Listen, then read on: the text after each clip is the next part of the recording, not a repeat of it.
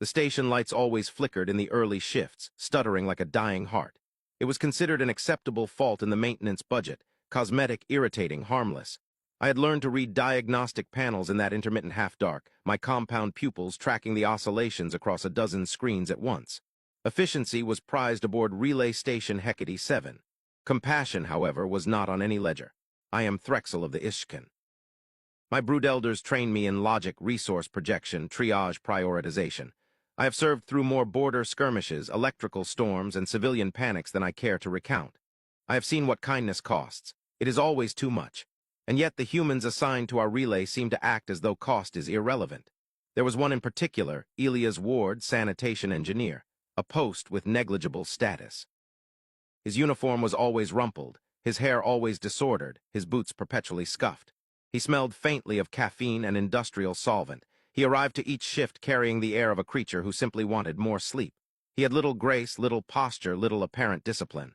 He never saluted a superior, only lifted 2 fingers in a lazy approximation of acknowledgement. I assumed he had been transferred to Hecate 7 because no other station desired him. Yet. He greeted everyone, even me. "Morning, Threx," he muttered one cycle, stifling a yawn as he pushed his supply cart past my console. "Place still standing." "For now," I replied, as I always did. He smirked and ambled on, humming tunelessly. Humans, I believed, were a baffling paradox, engineers who smiled during system failures, warriors who apologized when stepping on an enemy's broken weapon. A chaotic species, but Ward was something else, something stranger. He spent his breaks sitting cross-legged beside one of the cleaning drones, Unit CL3, known station-wide as Clicker due to the malfunction that made its joints jitter. The drone Word glitched, stuttered its motor. Crew kicked it aside. It wasted time, it scraped walls, it never cleaned properly. It should have been decommissioned long ago. Ward would sit with it anyway, tools in hand, while cradling a mug of bitter-smelling human coffee that steamed like reactor coolant. "Hold still, little guy," he murmured to the machine, tightening a bolt. I know, you're trying." He spoke to it as if it were alive, ridiculous. The incident occurred on cycle 441.3 during a cargo transfer surge. A power fluctuation overloaded 3 of our secondary conduits, half the deck plunged into darkness, and alarms wailed like feral beasts. I arrived at the scene expecting casualties or combustion. What I found instead was Unit CL3 lying motionless against a bulkhead, smoke curling from its chassis. The drone's optical sensor flickered sporadically, alternating between dull red and dead black. It had been caught in the electrical surge. A crew member nudged it with his boot. "That thing's fried. 'Bout time we'll requisition a new one." "Leave it," another said. "No point dragging trash to the repair bay." I logged the damage report and moved to resume my duties. The station needed functioning systems, not sentimental distractions. But then I saw Ward. He was jogging down the corridor, expression tight with concern. "For whom?" "The drone." "Easy, boy," he murmured as he knelt beside the twisted machine. "Engineer Ward," I began, "that unit is beyond repair. It served its function marginally even before this. The logical action is disposal." He didn't look up. "Yeah, well, logic's overrated. That is an illogical operating method." He shrugged one shoulder, already pulling tools from his belt. "If something's hurting, you help it. It is not alive." He paused, gaze flicking toward me for the briefest moment. "Still hurting." Then he laid a gentle hand, those oddly soft, warm human hands, on the drone's cracked plating and lifted it as though it were fragile, precious. Ward grunted with effort. "Heavier than you look, Clicker. Let's get you fixed up." The corridor hummed with silence as he carried the broken machine away. I should have reprimanded him. Instead, I followed.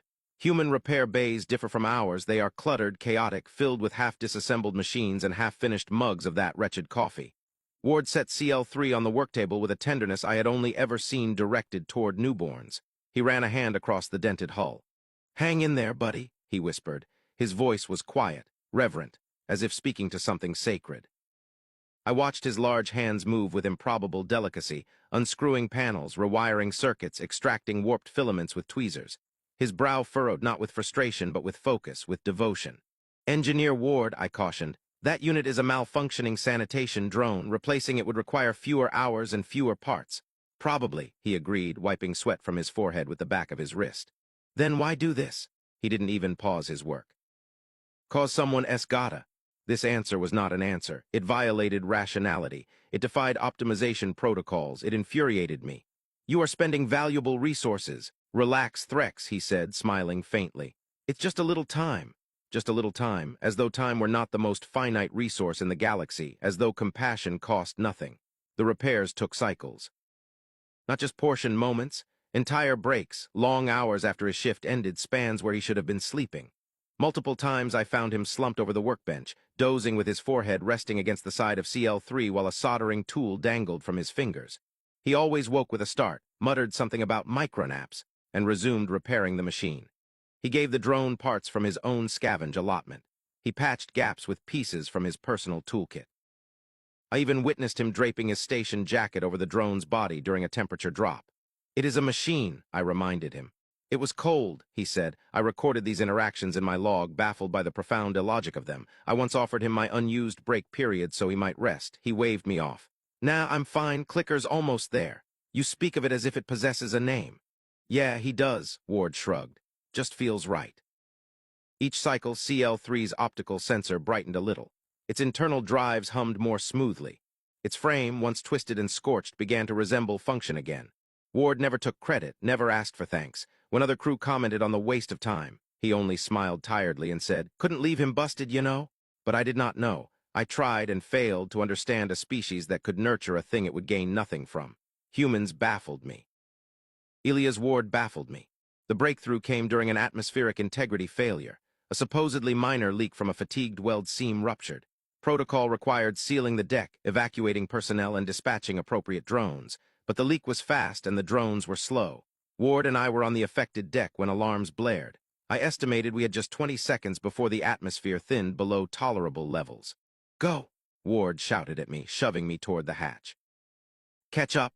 I hesitated, fatal in many scenarios, but he pushed again, hurting me with shocking strength. Pressure dropped. The world shrieked with escaping air. Then abruptly a series of familiar metallic clicks echoed down the corridor. CL3 rolled into view, its servos functioning smoothly, its chassis gleaming from Ward's meticulous repairs. It extended its manipulator arm, an appendage that had been non-functional for cycles, and deployed a sealing patch. The drone moved with purpose, precision, almost grace. It reached the breach and applied the emergency seal in under 7 seconds. Atmospheric pressure stabilized. My mandibles clicked involuntarily. "That should not be possible. That unit was never capable of..." Ward let out a breathless laugh. "Guess he picked it up somewhere." He crouched beside the drone, offering a knuckle for it to bump. CL3 responded with a soft, contented chime, a sound I had never heard from any maintenance unit. It looked at him. He looked at it. And I realized he did not see a machine. He saw something helpless that needed care, and so he cared.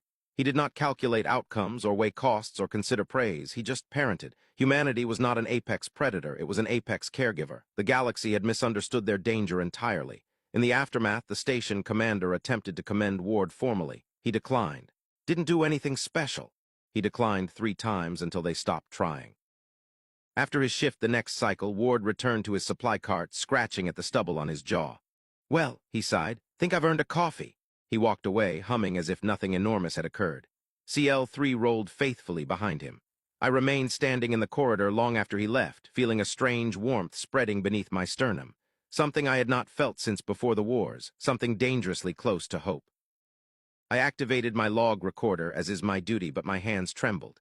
"This is Technician Observer Threxel," I said softly. "Cycle 441.8, recording notable behavioral anomalies in human staff."